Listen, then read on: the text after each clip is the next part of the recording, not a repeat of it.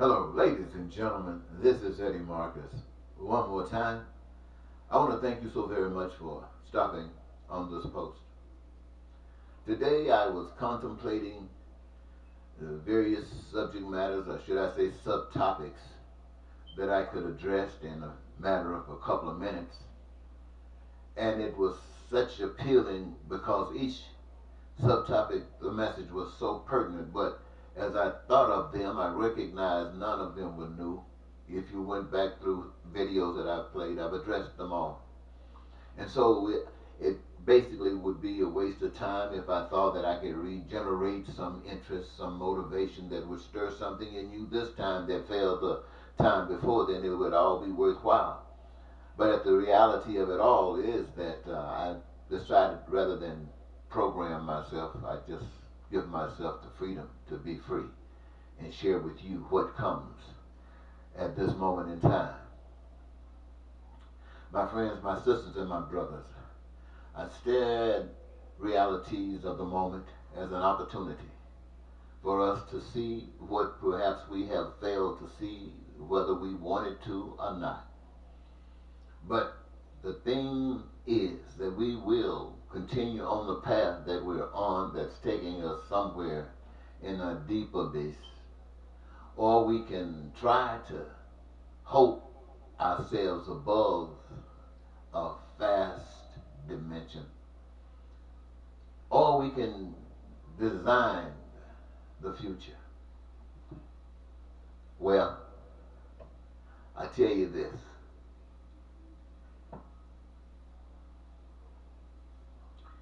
I'd like to say that it is my experience that I would like to share with you. And that experience says this: the opportunity for a fantastic society since the day it started until this present day has always existed. And in the midst of as bad as this can be, the door to heaven is there just asking someone to reach out and touch. Turn that knob and allow freedom to flow in to every last one of your hearts. To recognize that everything and everywhere and every situation have all been repeats of experiences that others have shared. And you can read them about them in books, you can see them in movies, and yet they are repeats of our everyday lives. And we might ask ourselves, why do we do this? It is because, my friends, the future outside of the box is a foreign territory. It's a place where we fail to go. And the reason we fail to go there is because it has been designed for us to maintain our existence by operating within the confines and the context of this box that has been set up as what we in America have known from our history as the New World. And what does it mean to say? It says that a new world, my friends, is making a decision to step away from the old, whether it is the mother, the father, the foundation, whatever it is, step away, because what? We know best. It is said that the children always know better than the parents. And the information is that they always learn in truth that their parents had it right in the beginning. And for those who are fortunate enough to get back on the right path, that world is either freed or held in chains. So, ladies and gentlemen, for me to stand before you today, it is to say that freedom needs to reign through to liberate us from where we are at. Now, for me to be able to stand here before you, I want you to know, first of all, why and by what authority I stand here before you. I stand here not to judge you, because my information is that we, all of us, every last one of us, whatever we think about ourselves, it was said somewhere else, some book I heard, that we are just as filthy rags. We can think we are as pure as we want to think. We can shape that up as we want to.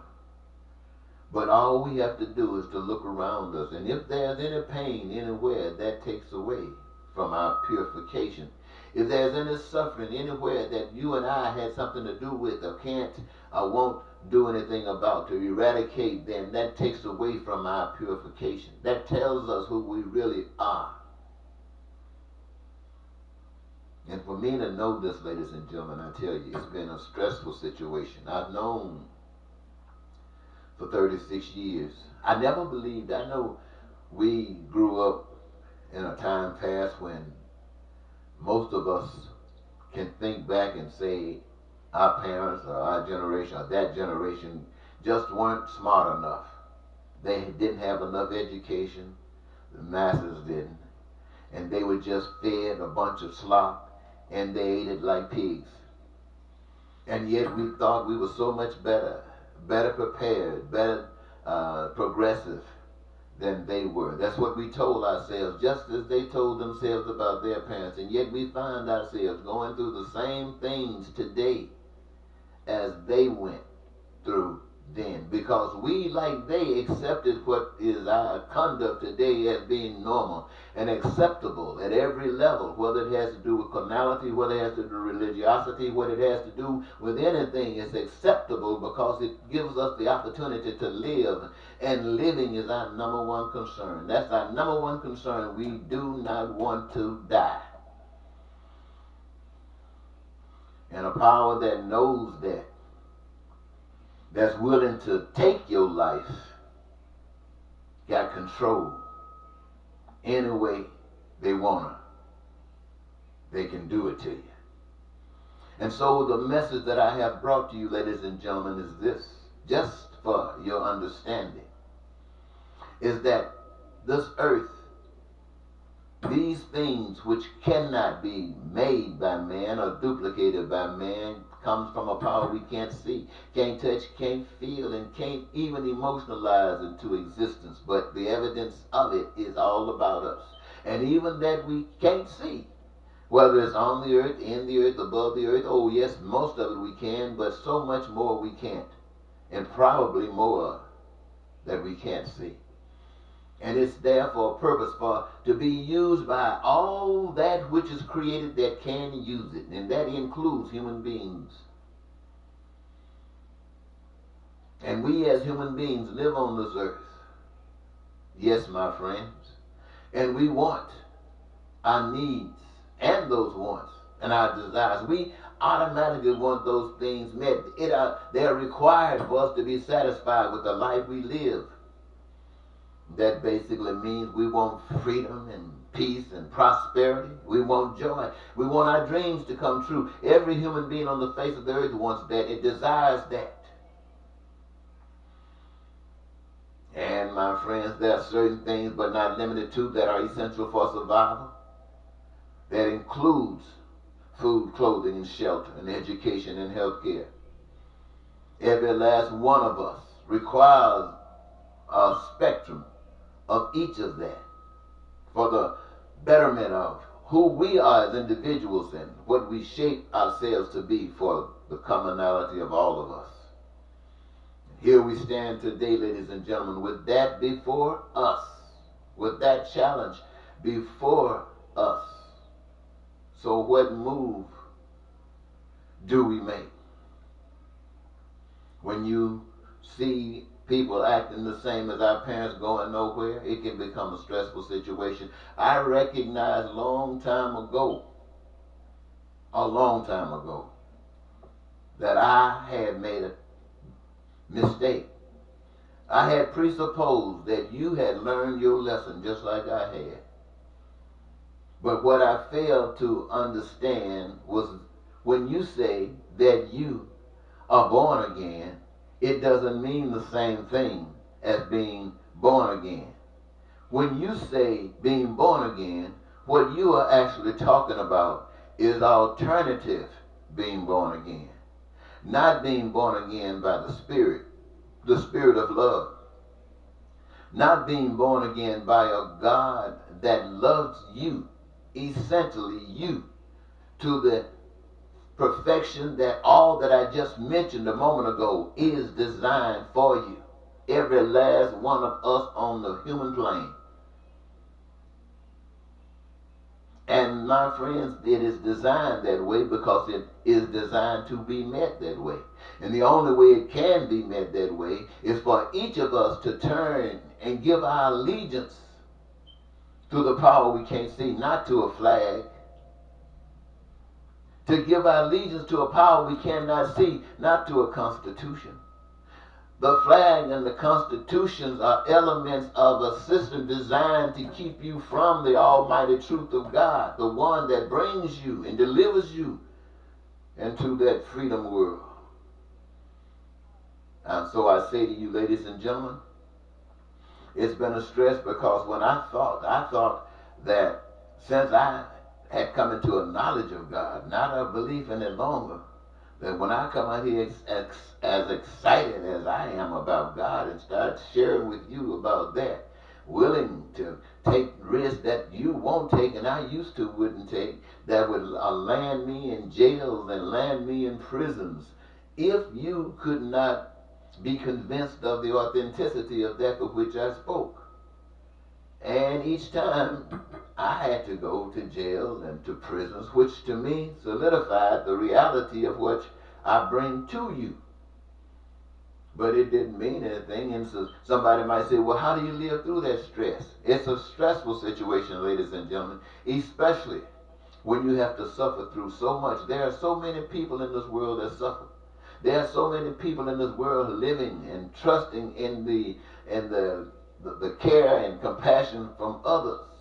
And the almighty power that you can't see did not design it to be that way. Every individual on this earth is designed by that power to be able to live self-sufficient as is in heaven. Every last one of us.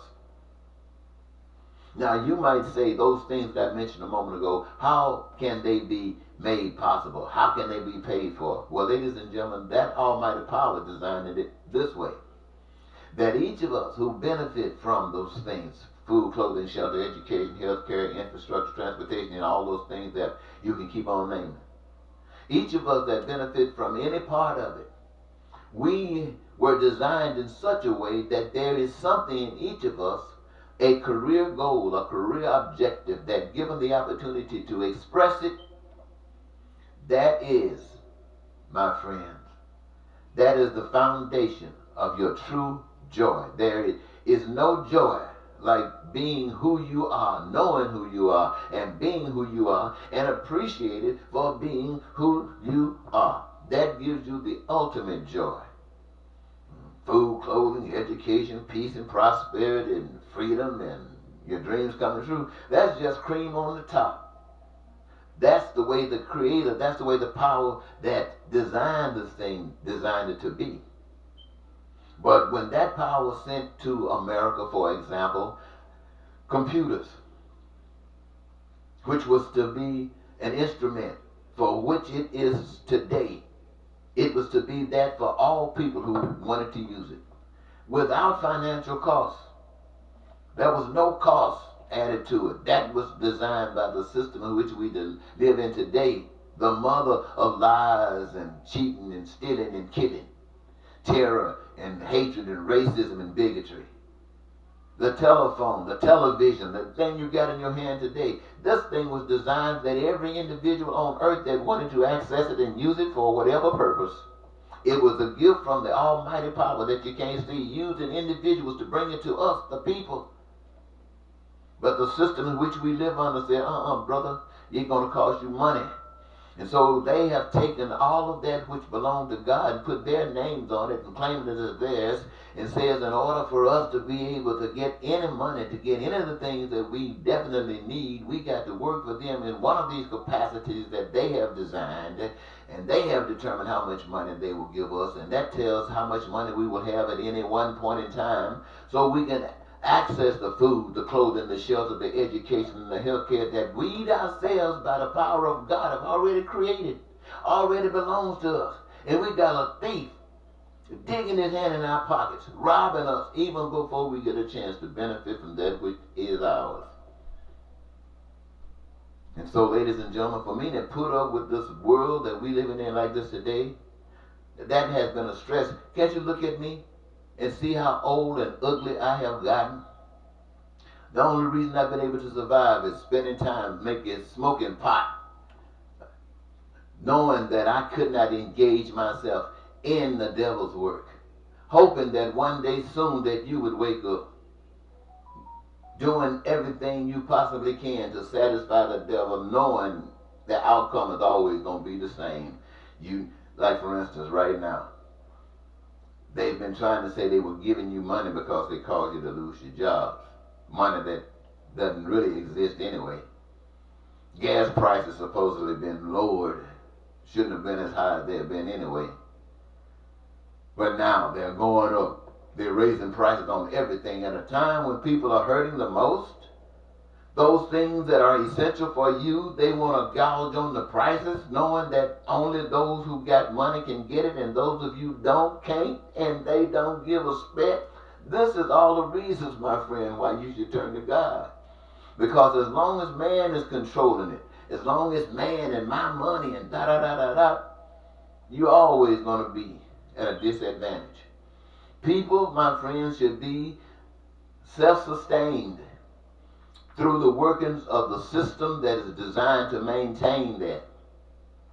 Nobody should be living together dependent on another for their survival. Every man, every grown-up should be self-sufficient. The system should be designed to support that. Children that grow up out of marriages should stay together with their family until they learn how to step out, engage themselves, and receive the benefits of life. I'm sure as soon as they know what their joy is, they'll jump into it. That is where it's designed to be, my friends. And people just coming together for support. I tell you, if you smoke weed, you better be with somebody else that smoke weed.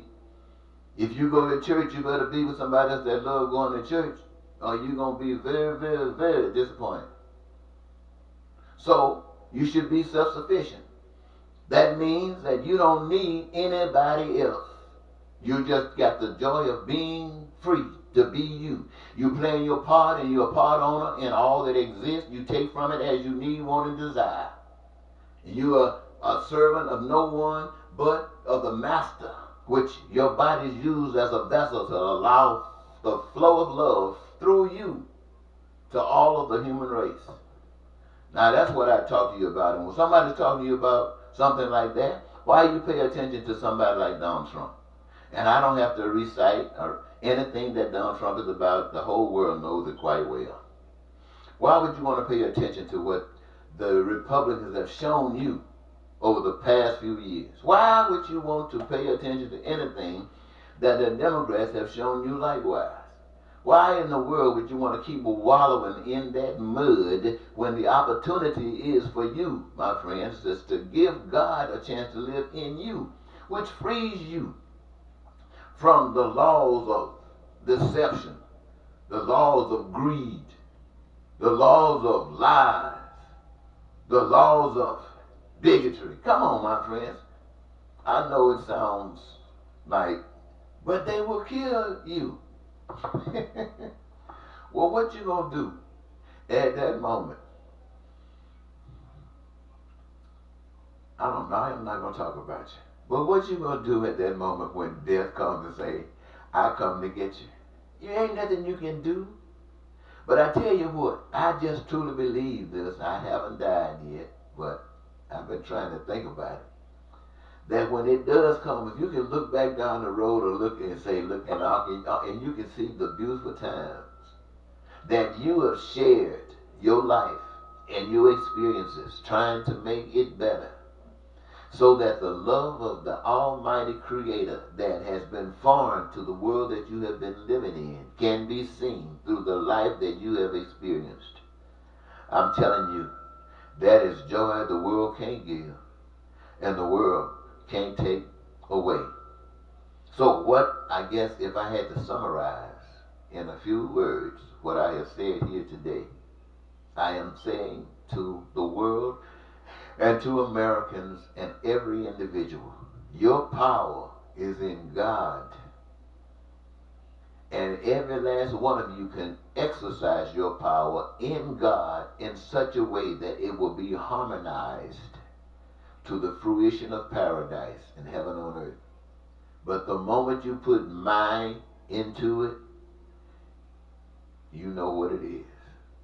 So I invite you to wake up when you go to the polls in November. Give God the honor.